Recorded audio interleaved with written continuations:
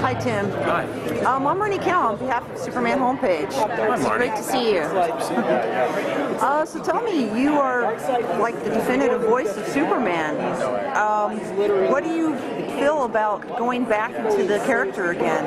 How do you feel about reprising the Superman? Well, it's just fun. I really love it, you know, and I sort of feel like I didn't realize how much I missed it until I came back and started doing the DVDs, and you know, I have been really happy to be back with Andrea and Bruce, and the scripts have been fantastic, so it's fun. They did a great job. It's fun. I'm glad to be back. That's fantastic. Now I have to ask you, can you do a Superman impression real quick? Do you mind? I can't. Oh. No, you gotta watch. You gotta watch you in the movie. Yeah, huh? I get paid very little money to do Superman, and you have to watch. Okay. So when you play Clark Kent and Superman, what do you do to your voice to, like, so people know the difference of the characters, or Superman versus Clark Kent? Not all that much, really. I mean, you know, it's very subtle, and I think that you know, Clark is just very earnest, and he's mild-mannered. Superman, you know, when he gets riled, he's a lot more. He has a lot more gravitas. He's, you know, he's Superman.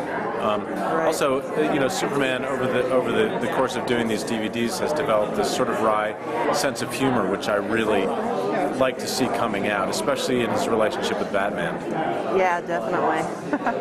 So what do you, I mean, do you like it better when you're bouncing off of the Batman character? Always. I mean, and especially when Kevin and I get to record together, it's always a lot more fun. It doesn't always work out that way, but when it does, you know, it just you get a much better feeling of what the whole thing is going to be, and you really get to play off one another. So yeah, you know, it all depends on the script, but when we get a chance to play off each other, it's really fun for me. That's great.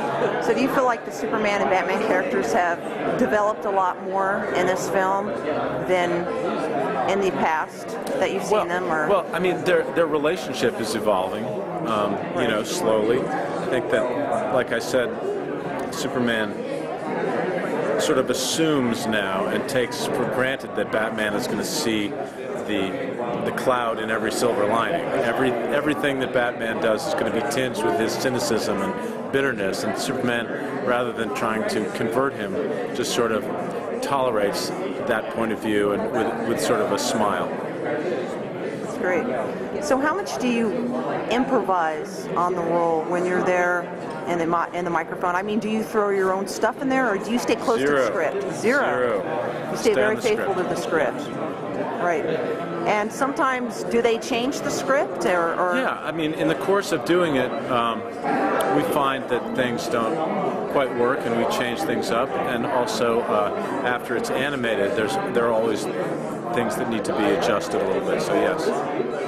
So the new villain in this film is Apocalypse. How did you find that to be going up against, I mean, as far as character development goes, how did you find that to be, like, as a challenge for Superman going up against Apocalypse in this film? You know, Superman's been through a lot. I mean, he's been up against some really bad villains, and it's just another in a series of really horrible, despicable, evil villains that he's had to vanquish. That's great. So how would you rate this film as in comparison to the other stuff? Oh, you haven't seen it? No, I'll see it with you tonight. Oh, wow. Well, I hope you like it. I'm sure you'll like it. Thanks. It's a pleasure talking to you, Marty. All right. On behalf of Superman homepage, thank you. Thank you very much.